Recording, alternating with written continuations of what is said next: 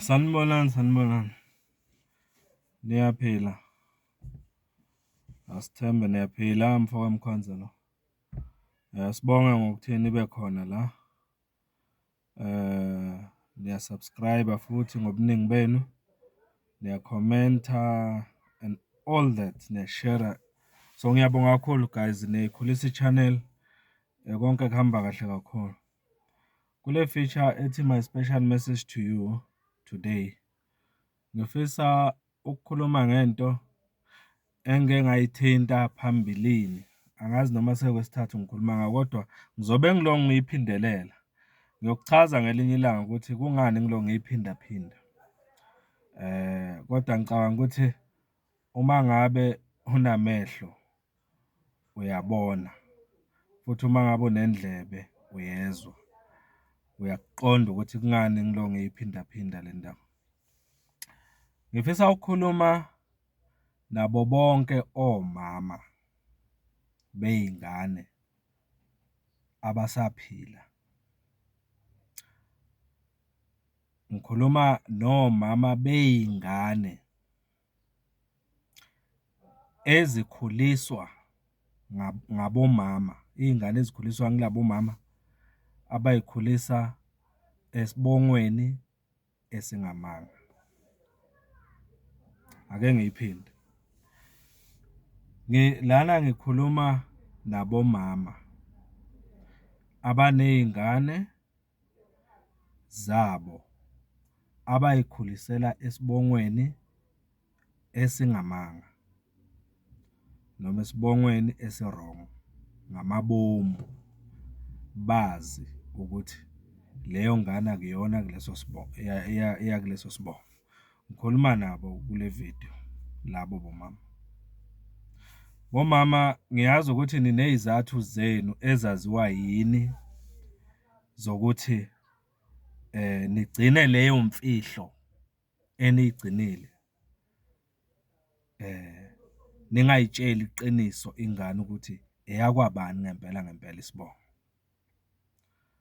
Kuyaye kuthiwe-ke ingane yaziwa unina ukuthi eyakwabani. So ngizokhuluma nani la ngokukhethekile. Niney'zathu zenu, zaziwa yini lezo y'zathu?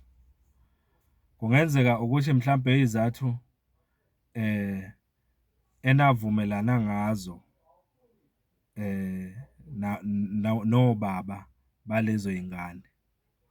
Ake ngithi nje ungumama ukhulisa le ngane, uyibiza ngesibongo sakwaMkhonza, kodwa uyazi ukuthi akuyona eyakaMkhonza.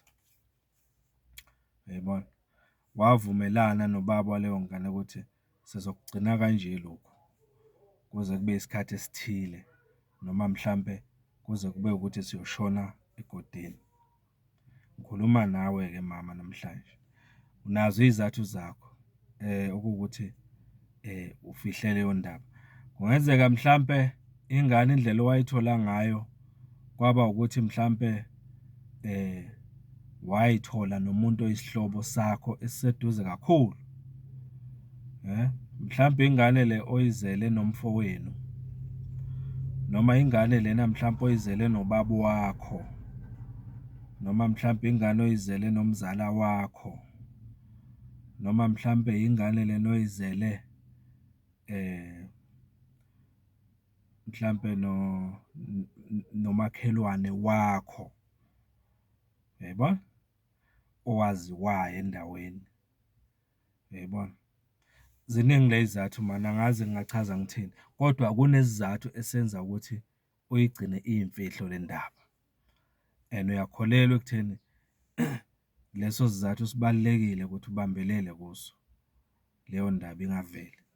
Kodwa umbuzo engifuna ukukubuza wona mzali, wena mama, ukuthi le ngane Nkosi yami uyithanda kangakanani? Lungakanani uthando onalo ngaleyo ngane?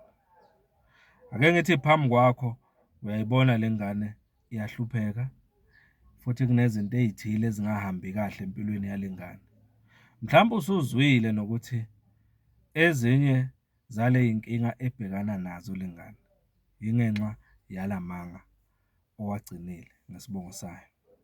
Mhlawumbe usukuzwile konke lokho, kodwa still uthulile, awufuni ukuthi ukuveze, ugonyuluke ukuveze lokho. Ngifisa ukukhuluma nawe mzala. Ngiyazi ukuthi into ezokwenzeka uma ukhuluma leyo ndaba uyazi futhi uyayisaba.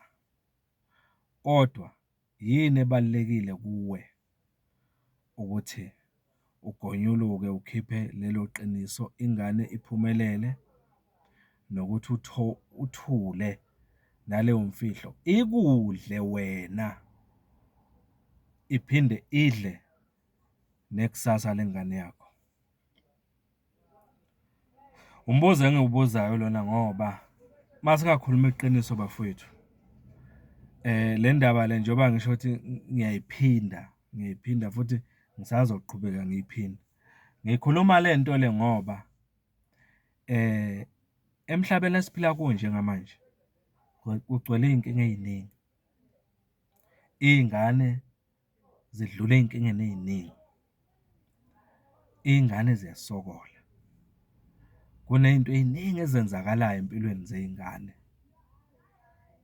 Kodwa mawuthi uyabheka, esinye seyizathu esenza iy'ngane zidlule kule y'nkinga engikhuluma ngazo la, yimfihlo nesibongo saleyo ngane. Abomama abathulile belazi iqiniso, futhi uzoshaqeka uma ngingakutshela ukuthi abaningi balabo mama engikhuluma ngabo bahamba ngisho inkolo, bayasonta. Omama abahloniphekile nasemphakathini, ongeke ubacabangele le nto le. Uyayizwa leyo nto? Abomama abakhathalele isithunzi sabo kuqala before becabangela ikusasa nempumelelo yomntwana abamzele. Bomama, ngifisa ukuthi ngikhulume nani kule video ngithi ngiyacela ukuthi ukuthandazele, ukucele ukuthi ube nesibindi sokuthi ukhulume iqiniso, ugonyuluke ngesibongo sengane. Uyomangala ukuthula ne-peace oyokuthola emva kwalokho, because lo mthwalo owuthwele wokugcina imfihlo enzima kangaka engahambisani nje nokuthi imfihlo kuphela, kodwa phambi kwakho ubuka ney'gameko ezenzeka enganeni yakho ezikuzwisa ubuhlungu ukuthi ingane yakho idlula kule y'gameko lezi nje, wena uyazi ukuthi i-solution iphethwe nguwe ukuthi le ngane idlule successfully kule ngqinamba eziphambi kwayo. Ngizothi awukuthandazele njengomzali ukuthi ukhulume iqiniso, uveze iqiniso enganeni yakho ukuthi eyakwabani ngempela ngempela isibongo. Sekuchazwe kaningi ngendaba yokubaluleka kwesibongo empilweni yomntwana and all that. Angeke ngisaya lapho, kodwa nje engikushoyo kule video ukucela nje wena mzali ukuthi uma unengane oyifihlela isibongo sayo sangempela nesiyiqiniso, awuguqe uthandaze uNkulunkulu, ucele isibindi sokuthi ukhulume iqiniso. Cele nje isibindi. Uma kungaba nento efana nale, abazi omama abafihle iqiniso ngey'ngane ukuthi emphakathini yethu, emindenini yethu kungaba nomoya omusha ne-fresh air engenza ukuthi kube nento entsha eyenzakalayo empilweni zabantwana bethu nasemndenini yethu, ngokukhuluma nje nangokugonyuluka ngezinto ezidlule kuzo. Uyitshele nje ingane ukuthi kwenzakalani ize ifike ekuthaneni ibe eyakule sibongo osifihlile. Ugonyuluke. Yenzela ingane yakho nekusasa layo. Yiloko noma ngabe mhlampe konke okwengane yakho sekuyileso sibongo oyinikeze sona saloyo baba ucabanga ukuthi eyakhe leyo ngane and all that.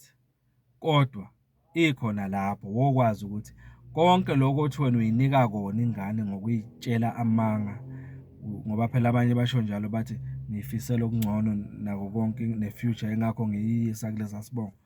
Wokwazi ukuthi leyo nto leyo enganeni uma ithola iqiniso ngesibongo sayo, iyokubona njengoku-useless konke lokho, ngoba iyazi ukuthi i-identity, true identity ibaluleke kangakanani kuyo leyo ngane, ubuyona bangempela ukuthi iwubani. Kubaluleke ukudlula zonke lezi zinto wena mzali ocabanga ukuthi zibalulekile kule ngane njengoba ufihla isibongo.